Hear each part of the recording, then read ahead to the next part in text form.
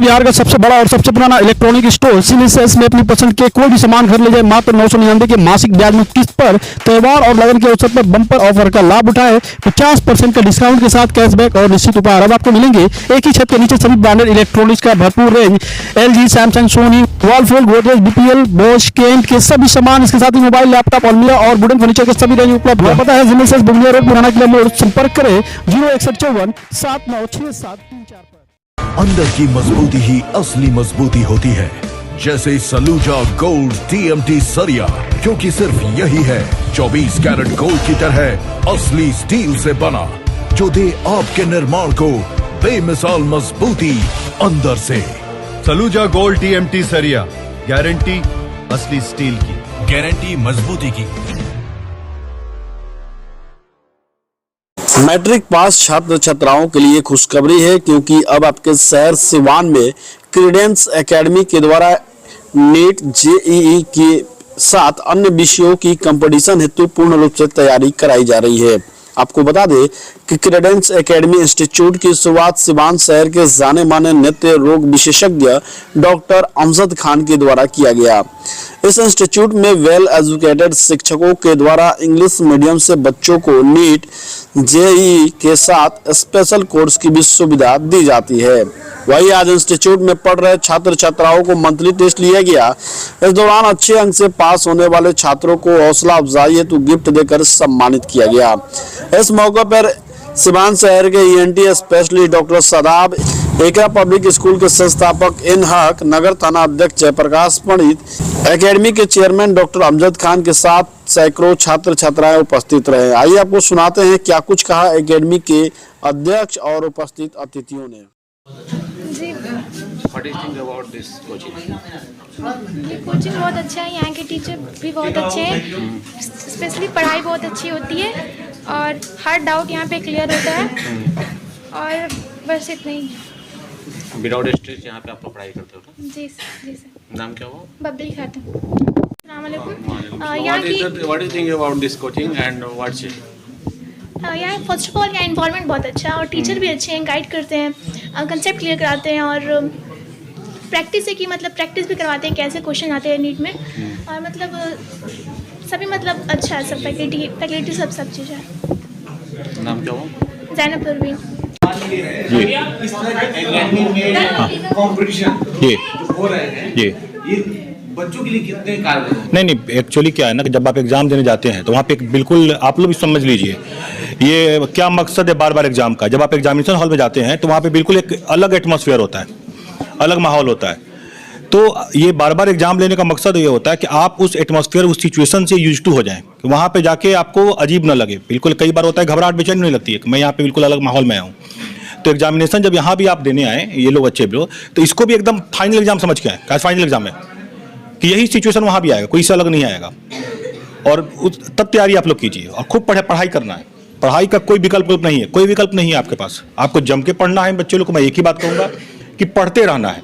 Competition आसान नहीं होता, एकदम आसान नहीं होता है। कोई हंसते खेलते कंपटीशन नहीं निकाल सकता है। अगर कोई किसी ने आपसे ये बात कही है ना कि मैं 6 घंटा पढ़ता था और 5 घंटा पढ़ता था, झूठ बोलता है, एकदम सीधे समझिए झूठ बोलता है। हमने नहीं देखा ऐसा लड़का। मैं अक्सर देखता हूँ कि मैगजीन्स में आते हैं, इंटरव्यू में आते हैं कि मैं तो 6 घंटा पढ़ता था, मैं तो ये भी कर लेता था, टीवी भी देख लेता था। कोई कुछ नहीं करता, ऐसे बच्चे कभी नहीं निकलते हैं। सिर्फ पढ़ना होता है। पढ़ाई का एक ही फॉर्मूला, यहाँ पे कोई शॉर्टकट नहीं होता है। सर एक फॉर्मूला और जानना चाहेंगे कि इस कंपटीशन के बीच में स्ट्रेस फ्री रहना कितना जरूरी है? देखिए इस स्टेज में तो स्ट्रेस की बात कहाँ से आती है? 12th में आप हैं, आप 11th में हैं, आपको ये पता कैसे चलता है कि आप स्ट्रेस में हैं? हम लोग तो मेडिकल की पढ़ाई में पढ़ा जाकर स्ट्रेस कोई चीज़ होती है। दिन भर तो हम लोग का एक ही टेंशन रहता था कि घर में मतलब कैसे अच्छा से पढ़ के अच्छे से इस माहौल से निकलना है। स्ट्रेस भी तो पढ़ाई का ही होना चाहिए ना, कि आप जिस माहौल में यहाँ पे रहते हैं, आप यहाँ की एक लाइफ देखिए और एक अच्छे शहर की लाइफ देखिए और अच्छे माहौल की लाइफ देखिए, कामयाब लोगों की लाइफ देखिए। आपका सारा स्ट्रेस इस बात का होना चाहिए कि हमें निकलना है और खाली पढ़ाई करते रहिए, स्ट्रेस खत्म हो जाएगा। कम पढ़िएगा तो ज़्यादा स्ट्रेस आएगा, सिंपल सी बात है। ठीक है। देखिए बच्चों में स्ट्रेस तभी होता है जब गार्जियन उसको जो है ये करता है कि तुमको जो है मैं इतना दिन से कोटा भेज दिया, इतना दिन से कोचिंग करवा रहा हूँ, इतना मेरा पैसा बर्बाद हो रहा है या लग रहा है तुम पर, और अभी तक तुमने कोई कंपटीशन क्वालिफाई नहीं किया, तो बच्चे पर स्ट्रेस तभी पड़ता है। तो बच्चे को जब आप पढ़ने के लिए दे रहे हैं तो पहला तो यह है कि कोई भी गार्जियन ये बच्चों को ये नहीं बोझ डाले कि तुमको जो है डॉक्टर बनना है, तुमको इंजीनियर बनना है। पहले उसको ये होना चाहिए कि तुम क्या बनना चाहते हो, किस लायक हो, कौन सा सब्जेक्ट तुमको अच्छा लगता है, पहले उसको अपना सब्जेक्ट चूज करने दीजिए, तो कभी स्ट्रेस नहीं होगा। और आपको ये करना है कि जब तुम अपने मन का सब्जेक्ट ले लिया तो मुझे उसका रिजल्ट चाहिए, ये सब चीज़ होती है। तो जहाँ ये रहेगा तो बच्चे उसको ढंग से पढ़ेंगे, इंटरेस्ट ले करके पढ़ेंगे, विदाउट जो है टेंशन या विदाउट स्ट्रेस पढ़ेंगे, और वो बच्चे अच्छा करते हैं। इस तरह के इंस्टीट्यूट का सिवान में होना क्या खास कहेंगे? देखिए, इस चीज़ का इंस्टीट्यूट का सीवान में बहुत ज़रूरत थी, और उस पर इसके जो चेयरमैन हैं डॉक्टर अमजद साहब, उनसे भी मेरी पहले बात हुई थी खोलने के पहले। मैंने कहा कि देखिए, बहुत से ऐसे बच्चे हैं अपने यहाँ सीवान में कि सभी आदमी हम लोग उस लायक नहीं है, मिडिल फैमिली से बिलोंग करता आदमी। तो अगर उस जो बच्चे कोटा जाते हैं और जाने और आने में, वहाँ रहने में, खाने में जो पैसा खर्च होता है, उतना पैसा अगर बचे तो वो पैसा हम उसकी कॉपी में, किताब में, उसकी पढ़ाई में लगाएं। और उस तरह का अगर इंस्टीट्यूट यहाँ मिलता है, अच्छे टीचर मिलते हैं, बासलाहियत टीचर रहते हैं, तो जाहिर सी बात है कि उनका पैसा बचेगा और वही शिक्षा, वही चीज़ यहाँ वो लेंगे, तो जो है एकदम हकीकत है कि वो बहुत अच्छा करेंगे, और कम पैसे में वो ज़्यादा जो है अपना इल्म हासिल करके उसी कंपटीशन को वो क्वालिफाई करेंगे। सबसे पहले जानना चाहेंगे कि सिवान में इस तरह के इंस्टीट्यूट खोलने के पीछे का मुख्य उद्देश्य क्या है? देखिए, एक बात ये है कि बहुत सारे बच्चे जो यहाँ से बाहर जाते हैं, सिवान पता है कि एजुकेशन के मामले में सिवान हर मामले में पूरे हिंदुस्तान में मशहूर है। उसमें एजुकेशन भी एक बहुत बड़ा, डॉक्टर राजेंद्र प्रसाद हो गए, वो प्रेसिडेंट के अलावा बहुत बड़े एजुकेशनिस्ट भी थे। उसके अलावा अमीर सुबहानी साहब जो टॉपर रहे, वो सिवान के रहे हैं। और आप जहाँ जाइए हिंदुस्तान में, बड़े बड़े इंस्टीट्यूट में यहाँ के टीचर्स हैं, यहाँ के लोग हैं जो मेडिकल इंजीनियरिंग करते हैं, बट यहाँ पे कोई कम्पिटिटिव एग्जामिनेशन की सुविधा नहीं है। तो होता क्या है कि बहुत सारी खासकर बच्चियाँ और बच्चे, बहुत सारे फैमिली बाहर रखना आजकल खर्च इतना ज़्यादा हो गया कि अफोर्ड नहीं कर पाते हैं। कोचिंग के पैसे के अलावा उनका रहन सहन और में इतना ज़्यादा पैसा लग जाता है कि फिर वो बच्चों को मतलब इस लाइन में भेजना नहीं चाहते हैं। इसी को देखते हुए हम लोगों ने इंस्टीट्यूट खोला है कि बहुत ही कम पैसे में और बहुत अच्छे टीचर्स जो बाहर पढ़ाते थे, जैसे जो यहाँ के एकेडमी के इंचार्ज हैं रोशन खान, ये आनंद 30 के भी स्टूडेंट रह चुके हैं, वहाँ भी पढ़े हुए हैं। और बाकी डॉक्टर रवि सर बायोलॉजी के हो गए, शशिपाल अभी वो आ रहे अरुणाचल प्रदेश से।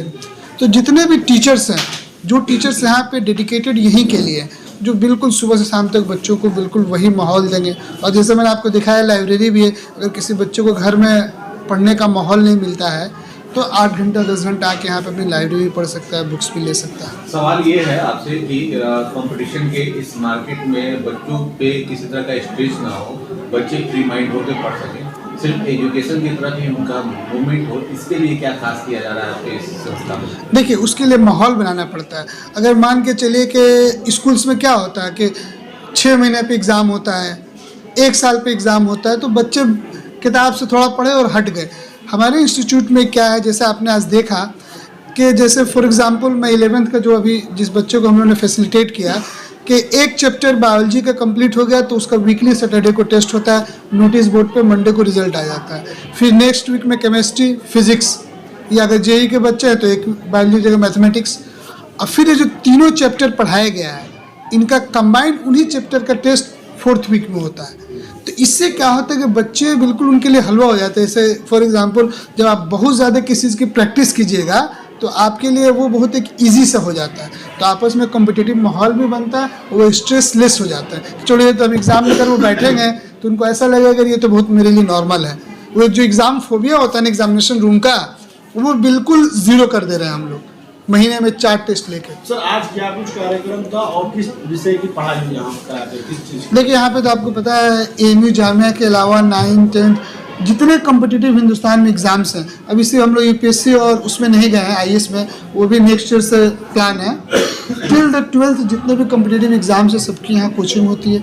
आज जो एक प्रोग्राम था, जो 11th के बच्चे हैं जो 2024 के नीट में बैठेंगे, उनके लिए ये फर्स्ट, जैसे मैंने आपको बताया ना कि ये चौथे टेस्ट के बाद जो 3 बच्चे ऑन एवरेज चारों टेस्ट में टॉप किए थे, तो फर्स्ट 3 बच्चों को फैसिलिटेट किया गया है।